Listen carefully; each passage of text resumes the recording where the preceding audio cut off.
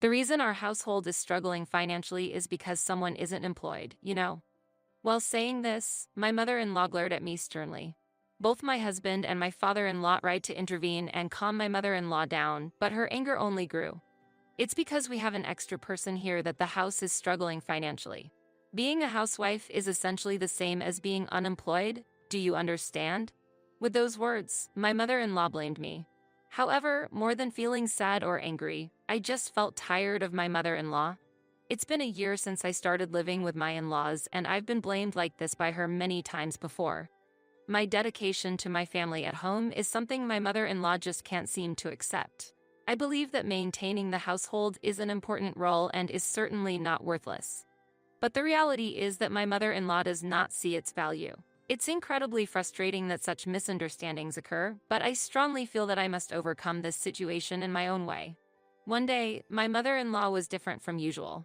Apparently, something upsetting happened outside, and because of that, she was even harsher towards me than usual.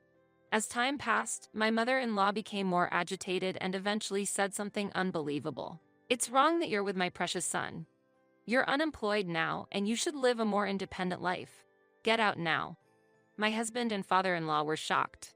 They had not expected my mother-in-law to tell me to leave so directly and were at a loss for words. My father-in-law seemed like he wanted to say something, but I spoke up first. "Oh, of course, with pleasure," I replied with a smile as bright as the morning sun. My mother-in-law was taken aback by my unexpected response and exclaimed in surprise, "What?" The atmosphere was so comical, like a scene from a TV show. My husband and father-in-law were also surprised. Their faces were filled with the pure astonishment of children seeing a rare animal. While they were unsure how to react to my unexpected move, I went back to my room and began packing my bags for a new beginning. As if to mark the start of this new chapter, I took out the divorce papers. When it was time for my husband to sign the divorce papers, he hesitated slightly, and his hand shook a bit with the pen. "Mother, I'll take these divorce papers to the court." "Take care of yourself," I said as I prepared myself to step into a new future.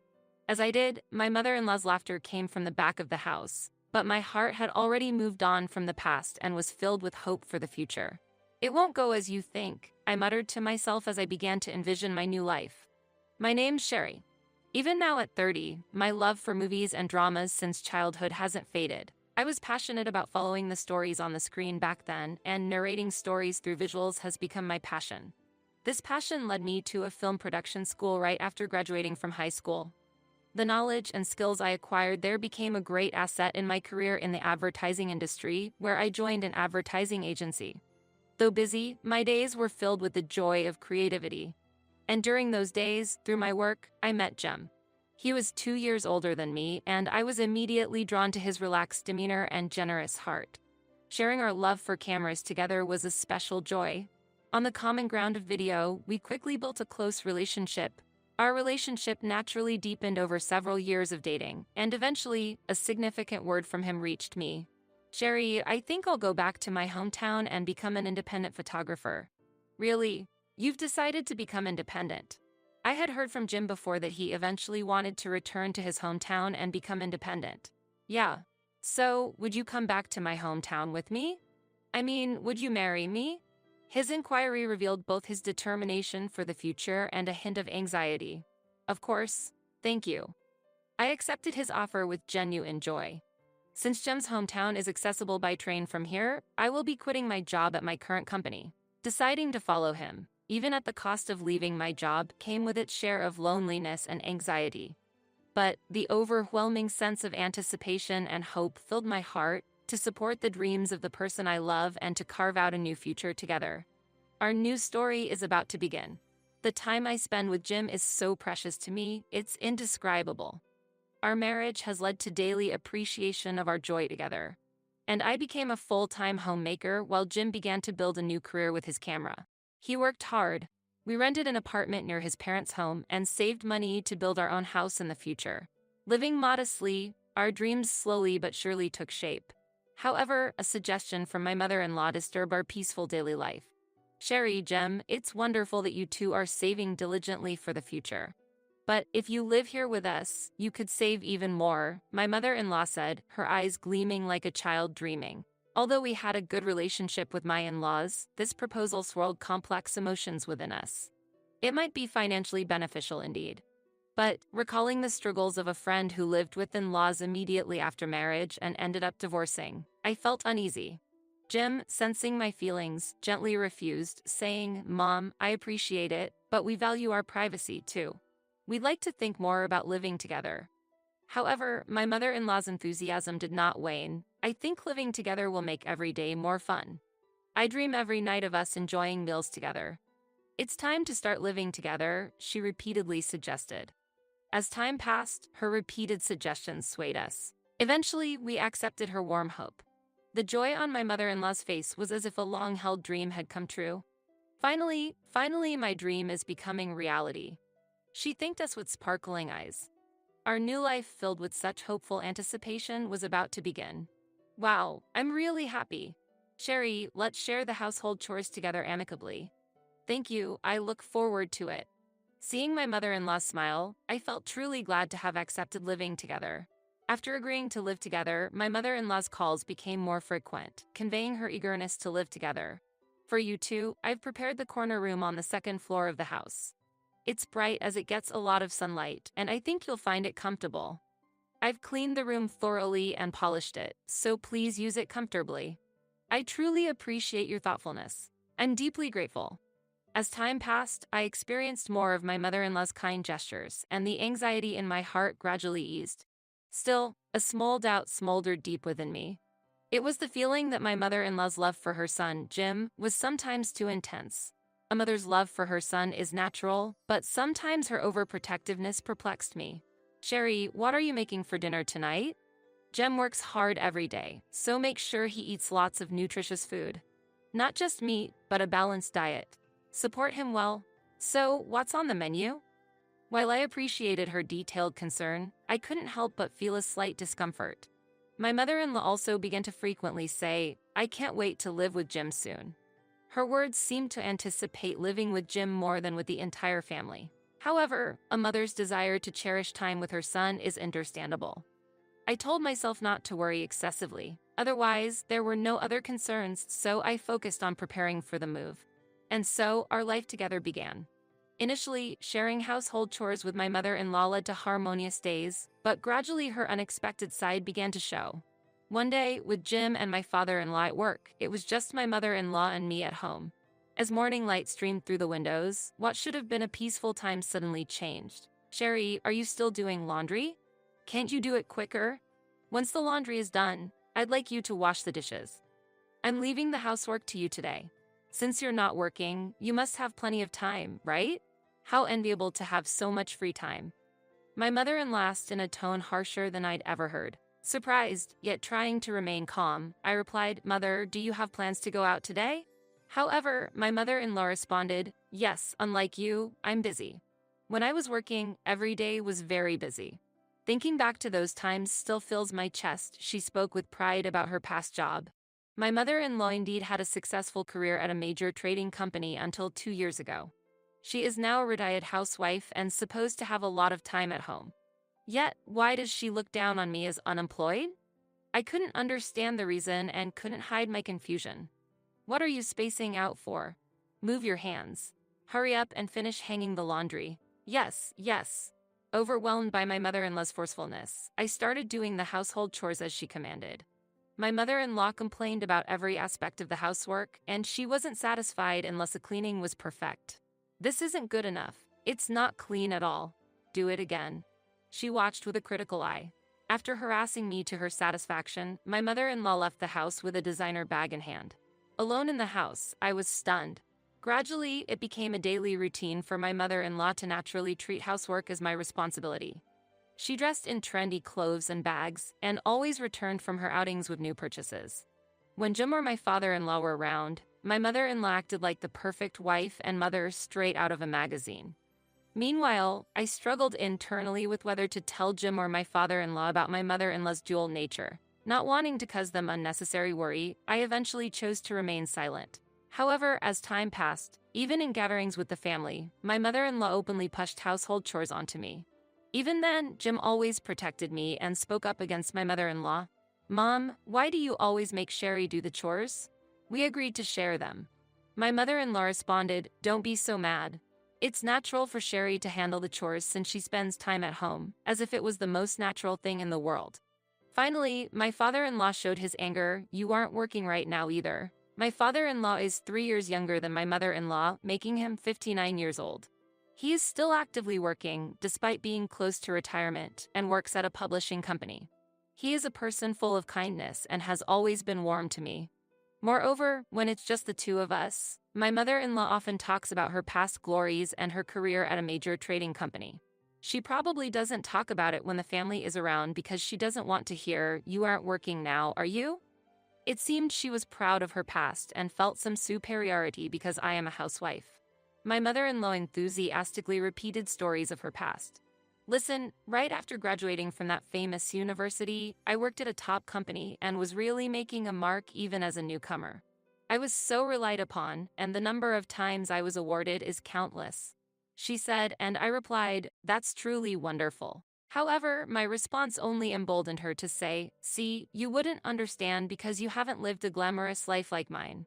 You're perfectly suited for being unemployed because you don't have any special skills." She often looked down on me like that. Although these words irritated me inside, I felt consoled by the fact that my husband and father-in-law were on my side. While my mother-in-law was around, I quickly finished my chores and retreated to my room, reducing the time I spent with her as much as possible. I tried not to pay attention to her boastful stories, and sometimes, when it seemed like she would go on for a long time, I cleverly found excuses to escape back to my room. Recently, I've been quickly retreating to my room as soon as she starts, and even if she seems dissatisfied, I just keep calm. Then, one evening, almost a year after we started living together, my mother-in-law suddenly began talking discontentedly about a luxurious trip her friend, Mrs. Johnson, had. Today, Mrs. Johnson bragged to me. "Mrs. Johnson is your friend, right?" Jim asked. My mother-in-law nodded and began speaking bluntly. "The Johnsons went on a fancy trip. They had a private outdoor jacuzzi accessible directly from their room, and the food was exquisite." Listening to this exchange, I simply took the role of a listener. "Is that so?" "I'm envious," my father-in-law commented calmly. To this, my mother-in-law exploded. "Did you hear that?" She bragged about it to me. It felt like she said, "You guys couldn't afford that fancy inn," and it really hurt me. "Why do I have to feel this sad?" she complained. Jim gently said, "Mom, take a deep breath. There's no need to feel so burdened." But my mother-in-law wouldn't listen. "No, you don't understand my feelings. This is the first time I've felt so sad and frustrated." She became furious and suddenly turned her frustration towards me. "The reason our household is struggling financially is because someone isn't employed, you know?" She blamed me. Jim immediately retorted, "Mom, what are you talking about?" But my mother-in-law's anger did not subside. "There's a dead weight here. Don't you have anything to say? Do you realize being a housewife is the same as being unemployed?" She confronted me. Hearing those words, I couldn't hold back any longer. Angry that she, now unemployed herself, was treating me like an unemployed burden, I was at my limit. "You're not working now either, are you?" I counted. "What?" She seemed surprised by my response and then became even angrier. "It's wrong that you're with my precious son. You're unemployed now, and you should live a more independent life. Get out now," she yelled. Both my father-in-law and Jim tried to reason with her, but I asserted my position calmly yet firmly. "Yes, gladly," I responded cheerfully. At that moment, surprise spread across my mother-in-law's face, and she exclaimed, "What?" Jem and my father-in-law were also taken aback by my unexpected reply. Smiling inwardly at their reactions, I quickly stood up, cleared my dishes from the table, and took the first step towards my new life. Meanwhile, my mother-in-law taunted me. "Look, she really is leaving. Jem, you're lucky to get rid of a wife like that." But Jim got angry and scolded her. "Stop it, Mom." My father-in-law also supported me, saying, "You should apologize to Sherry," but my mother-in-law stubbornly refused to apologize. I quietly packed my belongings without anyone interrupting me. Jim watched me anxiously as I left the room. At the last moment, my mother-in-law still seemed to want to say something. "Hey, you, wash your dishes." "And ours too." I naturally ignored her, but I could hear Jim and my father-in-law scolding her throughout the house. The next morning, after I had finished packing, I told Jim something in my room. Then Jim and I quietly signed the divorce papers. Mother, this is goodbye. I will submit the divorce papers, I said calmly. As I left my in-laws' home, I heard my mother-in-law's laughter behind me, but I was satisfied with my decision and left with a smile. My mother-in-law had no idea what was about to happen to her. It won't go as you think, I muttered to myself as I opened the door to my new life. Then, as I had declared, I submitted the divorce papers to the courthouse, and thus Jim and I were later on officially divorced. 6 months later, my mother-in-law unexpectedly called my mobile phone. As soon as I answered, she started talking excitedly. I finally got through. I've been trying to reach you for so long. Why haven't I been able to reach you lately? She demanded. Well, I had blocked your calls. We're strangers now, I replied calmly. To be honest, I had blocked her calls to cut off contact with her. I had just unblocked her shortly before. Call blocking? Anyway, listen. I can't find Jim. Where have you hidden my precious Jim? Are you involved in this? Even though you're divorced, do you still have feelings for Jim? She pressed vehemently. Hearing my mother-in-law's voice after a long time, she seemed as lively as ever. Could you please lower your voice a bit? It's hurting my ears. Be quiet. Where are you now? She continued to shout emotionally despite my caution. In stark contrast to her, I informed her calmly. I've built a house and just finished moving in. What? Her momentum was halted suddenly, and she quieted down, but then she gathered her thoughts and started yelling again. What are you talking about? How can you, an unemployed person, have the money for that? A house. Sure, you said something about saving for a home, but there's no way a single, unemployed person like you could afford to build a house. I earn $160,000 a year. The fact I revealed made my mother-in-law gasp in surprise, even over the phone. Actually, I've started streaming videos. I'm a YouTuber now, promoting beauty products and trendy items. I've become popular, and my annual income has reached $160,000, I explained calmly. YouTuber, you? And you earn that much? My mother-in-law could not hide her astonishment. Yes, that's why I stayed in my room. I was focusing on making videos, I added. Of course, it was also to distance myself from my mother-in-law, but since resigning and marrying Jim, I had been deeply engaged in video production, utilizing my editing skills. It had been quite successful from the start, but I never thought I'd earn this much. So, that's it? You were always holed up in your room making videos. Well, yes, for making videos. While escaping from my mother-in-law's bragging was a bigger reason for staying in my room, indeed, I wanted to find as much time as possible for video production. What? That's sly of you. If you were earning so much, you should have told me sooner. I feel terrible. I thought you were just an unemployed nobody and said such awful things. If you're earning that much, it's a different story. You're so mean for keeping such a big secret, Sherry. The moment she learned about my income, my mother-in-law's tone changed as if she had flipped a switch. If you're earning that much, you should give me something too. A fancy hotel trip would be nice, she said. I took a deep breath and replied gently, unfortunately, I earned that money. It's mine. Please use the money you earned at your own prestigious trading company. What? To think you earn so much and still be so stingy. My mother-in-law expressed her dissatisfaction, but I was no longer moved by her words. It surprised me a little. The person who always used harsh words on me was then demanding things so casually. But somewhere in my mind, I thought, that's typical of her, I suppose. To be honest, I have no intention of giving you a single penny. Also, there's the matter with Jim. We are living together now. Wait, what? I thought you two were divorced. Her voice was filled with surprise. Yes, we did separate once, but we remarried. Jim decided to come live in my house this time. We had made that arrangement originally. Really? He moved into your house. The day we left my mother-in-law's house, Jim and I seriously discussed our future. We planned to divorce once, but then Jim would come to my house and we'd start anew. Jim felt very relieved knowing that I wanted to be with him. I'll be staying at my parents' house for a while. I've already talked to them, so Jim, come over when you're ready. Okay, I understand. I really feel sorry for Mom. Jim looked a bit sad, but, along with my father-in-law, always protected me. So, I truly appreciated both of them.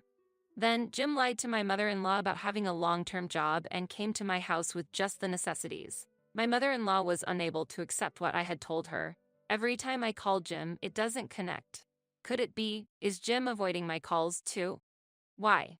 My mother-in-law was puzzled. Yes, that's correct. Jim decided to distance himself from you. I also used to avoid your calls, but I've unblocked them since we've settled down after moving. I thought you might be worried about Jim, so I wanted to let you know about him. And oh, sorry, but I can't give you our address. We've decided to stay together, so there's no need for you to look for him, I explained in a slightly softer tone. My mother-in-law seemed shocked and stuttered. What? That's... She then suddenly shouted, "It's all lies. You must have done something." A bit bewildered in front of such a mother-in-law, Jim then appeared and calmly took the phone. "Mom, it's me," he started with a gentle voice. "Jim, see, it must be a misunderstanding, right? Did Sherry do something to you? I'll come pick you up, just tell me where you are." My mother-in-law pleaded desperately, but Jim quietly responded, "No, what Sherry is saying is true. We've decided to cut ties with you, Mom. I cannot forgive you for how you had treated her. From now on, you're a stranger to us. I'm sorry. Goodbye." The phone was then handed back to me. "Mother, do you understand Jim's feelings now?" She stammered. "Well, I'm going to hang up now then," I said, and just as I was about to end the call, my mother-in-law suddenly exclaimed, "Wait. I'll accept that we're cutting ties for now. But I still have something to say. Please reconsider the money just one more time." I was utterly baffled that she was still talking about money at this point. "I'm really sorry, my mother-in-law, but we can't give you any more money. It's impossible, especially the fancy hotel reservation you mentioned. So please understand that," I explained as kindly yet clearly as possible. "No, you see, here's the situation. I was enjoying a little shopping with your father's credit card, and it got out, and now I'm limited to a monthly allowance of $300. It disappears in no time." "Oh, really? So that's what happened, huh?" He did recently mention being worried about the decrease in savings. He saw you coming home from high-end brand shops, so we had a little chat about it. Perhaps that was it. Jem and I always kept in touch with his father, so we knew his concerns well. My father-in-law is truly kind and even helped us with the expenses to start our new life because his wife caused trouble. And lately, he's been worried about the rapidly decreasing savings, so I provided a bit of information about my mother-in-law's shopping habits. Despite not working, she frequently came home with shopping bags from branded stores, which seemed odd to me. "Did you snitch on me to him? Why? He's really angry, has put me on a meager allowance, and insists I record everything. If I don't comply, he's threatening to divorce me. Mother, overspending isn't good, especially without an income. You should appreciate even getting an allowance of $300 a month. You should be grateful to your husband and reflect on your actions," I responded, albeit exasperated, wanting to hear what excuses she might have. I used to be able to buy whatever I wanted, but suddenly having to save after retiring is confusing. When I go shopping with friends, I have to pick something decent, or it looks bad compared to them. "Do you really need to put on such appearances?" I asked. To that, my mother-in-law responded as if it were the most natural thing. "It's not just for show. I used to work at an elite general trading company. That's why branded products suit me. I don't have anything else to discuss with you, Mother. I'm hanging up now." Listening to her incomprehensible claim gave me a headache. With that, I ended the call. As I hung up, I thought I heard my mother-in-law's frustrated voice. Later, my father-in-law told me that my mother-in-law was feeling quite stressed about the new financial arrangement. My mother-in-law had secretly been using my father-in-law's credit card to make expensive purchases. When he found out, he brought up divorce. My mother-in-law cried and begged for forgiveness, but my father-in-law was resolute and did not accept her pleas. Eventually, my mother-in-law had to leave the house and start living in a much simpler apartment. From a life of luxury, she began looking for part-time jobs. However, working under a much younger supervisor became a significant challenge for her, who has high self-esteem. I received several calls from her asking for financial help and complaining about her job. "Sherry, listen. This young supervisor keeps criticizing what I do. Don't do unnecessary things," he says. "How cheeky is that?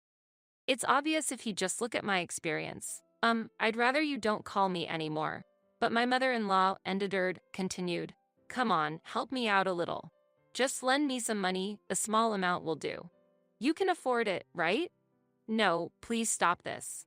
When I refused, my mother-in-law started crying dramatically. "That's terrible, Sherry. I can't stand this life anymore. I was supposed to enjoy a fun retirement. Why has it turned out like this? That's your own fault. Until you understand that, nothing will change. Please Please don't call me anymore. I hung up and blocked my mother-in-law's number again. I don't know what happened to my mother-in-law afterward, but I hope she reflects on her past and changes her ways a little. Meanwhile, my video streaming has been successfully profitable, and together with Jim, we are getting a new business off the ground and securing a stable income. With our savings so far, we are relatively comfortable financially. Also, a new life has begun within me. Our upcoming child is already being blessed by my father-in-law and our families. Jem and I are enjoying our days, preparing to welcome our new family member.